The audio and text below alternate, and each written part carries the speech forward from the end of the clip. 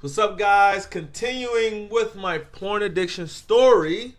Let's go. Let's continue. Because I'm going to be vulnerable and I'm going to let myself be exposed to help you. So what happens next? Let's go. First gaze, I forgot my worst days. It was Thursday, felt like my birthday. You was her day. Meet the man from Jersey. Where you from? What's up, guys? Pizza Puzzle here. Hope this piece gives you peace. This is Pizza the Puzzle. This is a platform to help you get revelation and insight from God so you can get more pieces and a better picture to your picture that you're trying to puzzle together to see so you can go. Yeah, so this is Piece of the Puzzle where we give you revelation and insight from God where you can get pieces to the bigger picture of your life. All right? And we all need each other. And so you can have a close relationship with God himself.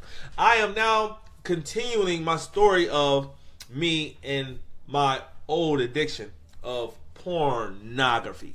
All right? So at this time, graduate high school, met the mother of my kids. Life happened. Now, when I say life happened, relationship issues. We ain't see eye to eye. Things that was not. And at this time, while I was with her, we was not married. We was just, we said girlfriend and boyfriend. And I was still watching porn. And she knew it. Even, she used to leave the room. And I'm like, shut the door. Boom, boom, boom.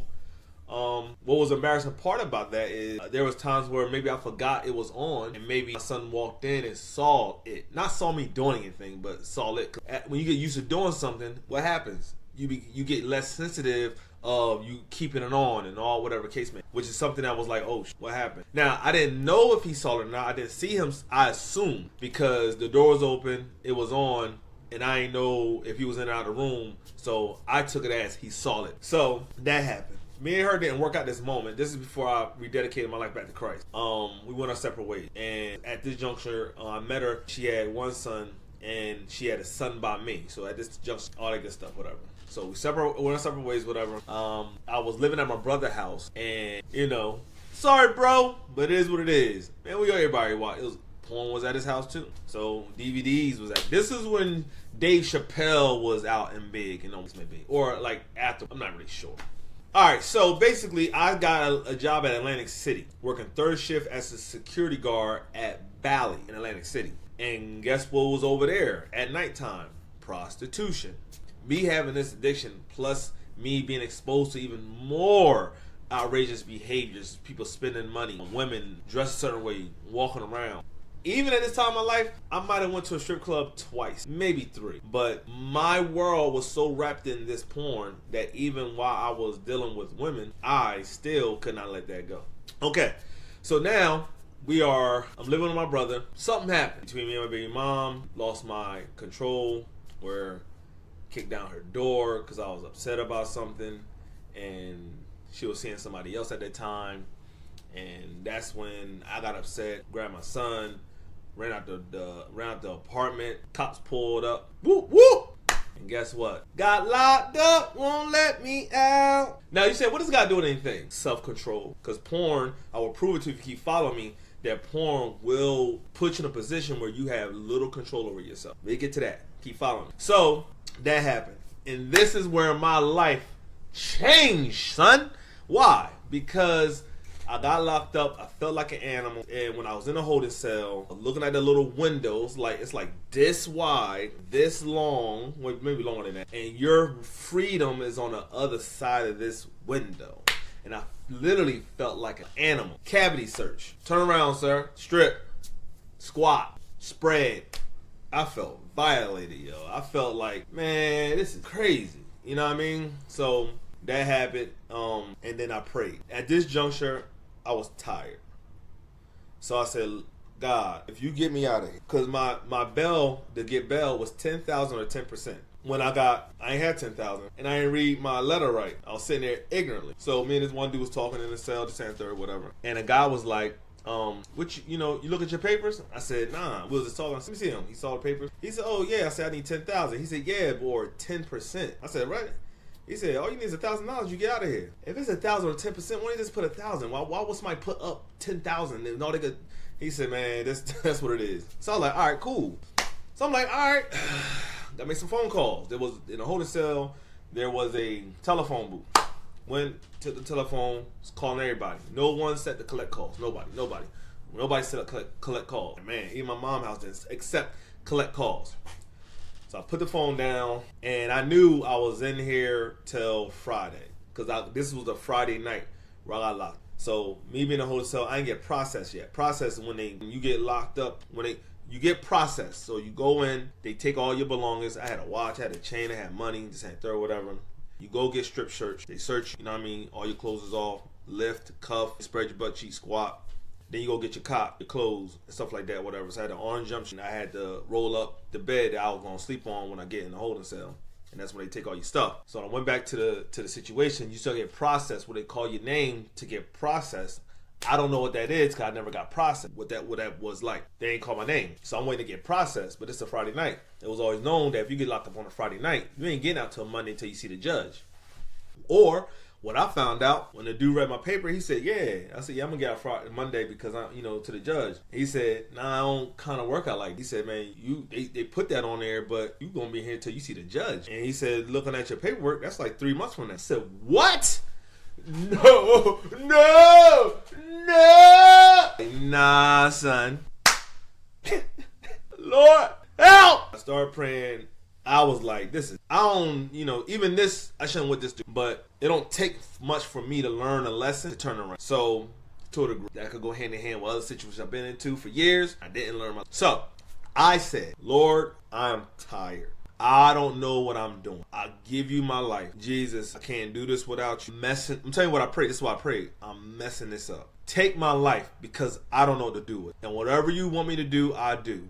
But please, just get me out of here. So, on that note, that was it. I laid there. More people was coming in, but it was like only 3 people in there with me. I remember I had these white, all white, but orange Converse. I remember I saw another dude I went to school with walk by. He was a treasury, and he was like, man, what you doing in here? Ed, what you doing in here? I saw a couple people like, man, what you doing in here? You don't even belong in here. So I was like, yeah, we was across the hall. Now, all these things I was experiencing for a reason. Because across from the holding cell was the watching cell. Meaning this is where people kind of like maybe was going to commit suicide. So they all got white on, whatever. So, they say that people usually go over there to get away from someone that's going to attack them, or they really suicidal. Some people faking it, some people for real, but that's a suicidal route. So I'm looking at them, talking to them, craziest stories, hearing the craziest things where I'm like, people mindset really is, did a women walk by? I'm like, oh, there's women here? I thought it was all the men. Maybe I ain't know women through where the men at, this and that or whatever. I'm like, oh man. So on that junction, time went by and I went to sleep and woke up 3 o'clock or something shook me. Like I just felt my body move. Got up. That was God, man. Angel, Holy Spirit, my angel shook me. Get up. I got up. The Holy Spirit said, get up and dial this number. I went up back to the telephone, and I 856-455, and the numbers on the phone was like lighting up to which one it hit. I hit it. I only know the number is. Called it. It's 3 o'clock in the morning. White man picked up. So he said, hello? Hey man, you don't know me. I just need you to do a favor. I'm locked up. My mom need to know. You tell her this is her number, this is her name, this is my name. Can you let her where I'm at? Alright. I went back to sleep. Woke up. Room was filled with people. I'm like, yo! I'm still didn't get processed. So earlier somebody told me, yeah, you got the white Converse with orange in. You got to fight for those, bro. So I'm like, man, here we bunk it. I ain't a punk. So he like, nah. He said, I don't. So I thought he was talking to me like he's like, nah. Bro, like somebody gonna give you problems with it. So that happened. Somebody tried to like take it, whatever. So I'm CO's not even doing anything. Boom. Kept my sneakers. Held my ground. All that. So I'm like, all right, I'm ready for the smoke. Like, you know what I'm saying? Then he starts saying, yeah, I'm going to see you again when you come to what's name block. So I don't know jail rules or prison rules. I guess we're going to see each other back there. Oh, well, you ain't getting any sneakers. So that happened. So in my head, he left.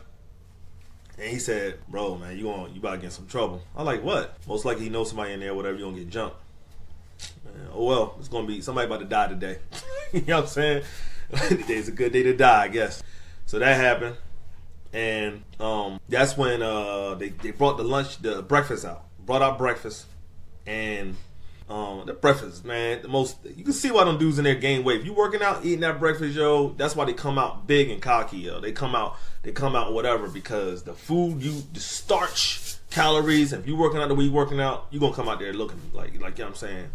But anyway, or you'll come out dropping weight because of the. All right, so that happened. So I'm talking to this one dude. There's one dude in there. I said, man, I said, yeah, you in here for? Because people start leaving, getting processed. They getting processed before me.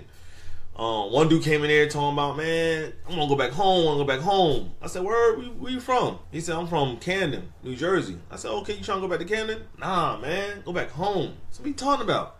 He's talking about the prison. He's like, yeah, man, I'm gonna go back home, see my homies, man. I'm gonna get out of here. I'm trying to go back home, see my homies. Wow. Another topic. So I'm like, dang, they look at their prison cell. Cause they there for a while. One dude I talked to, I said, hey, he said, yeah, I'm about to get out of here. Man, that's how long you do? He said 25 years. The whole 25? And I heard this be said before, but it's the first time I saw somebody inside said it. I'm like, man, that's a long time to spend 25 years. And then he was like, what you only do 2 days? I said, what you talking about? The day you go in and the day you come out.